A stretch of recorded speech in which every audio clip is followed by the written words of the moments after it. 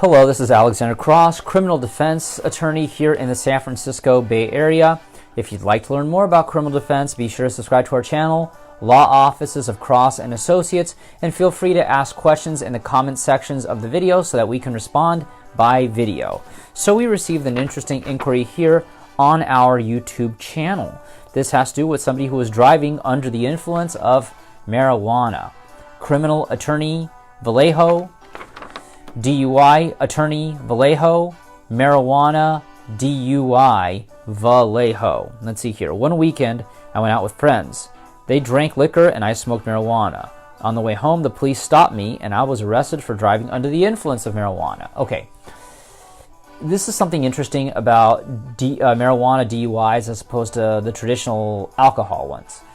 When you get pulled over and you're drunk, obviously, you will, aside from doing the field sobriety test, you will be requested to blow in a pass device, a field sobriety test blower device, alcohol Drager device, and they will be able to see roughly what your blood alcohol level is based on that. Now, that does not exist for marijuana, but regardless of the device, with alcohol, there is a codified specific amount of alcohol for you to get a DUI that needs to be in your system, which is a 0.08. If you have a 0.08 or more by weight of alcohol in your system relative to blood, well then you're going to get that DUI, whether or not the alcohol was specifically impeding your ability to safely operate the motor vehicle. Now here's the deal. With marijuana, the state of California has not yet codified a specific amount of nanograms of THC that needs to be in your system for you to get a DUI.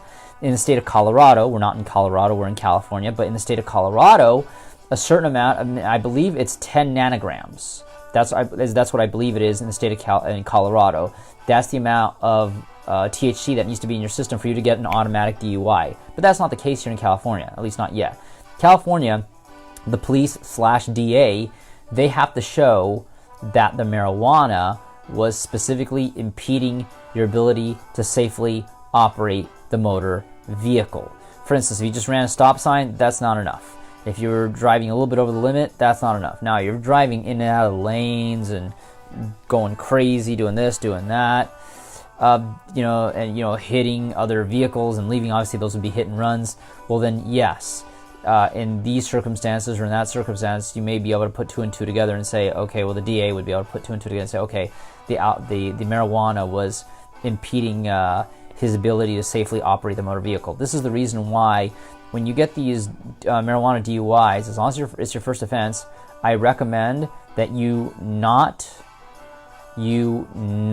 absolutely do not do the field sobriety tests. As long as you're not on probation for any previous DUIs, you have the right to refuse the field sobriety tests.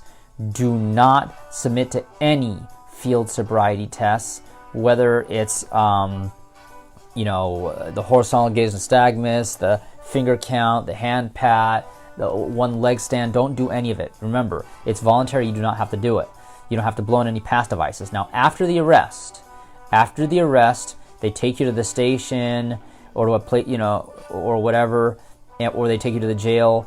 After the arrest, you do not have the right to refuse. Now, I would suggest, because they don't know what you have in your system. Tell them that you want to blow, because otherwise there'll be no evidence. Obviously, if they take blood, they could see THC. But they think you're DUI. That's fine. But do not do the field sobriety tests. Refuse the field sobriety test and only blow. If they ask you, "Oh, would you like to give brother breath?"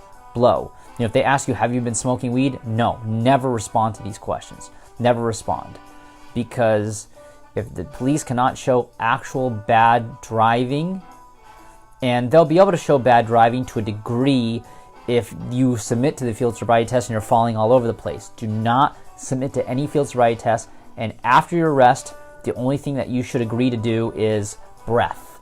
That's it. It'll show up 0.00 because that's only for alcohol. You don't have to tell the cops that you were doing weed. You don't have to do it. You don't have to mention marijuana at all. Don't do it.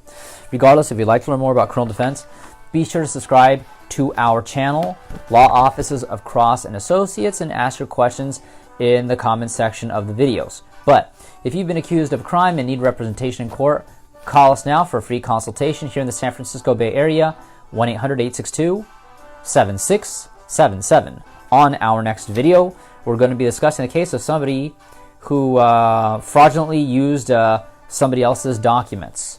Criminal attorney Vallejo, DUI attorney Vallejo, marijuana DUI Vallejo.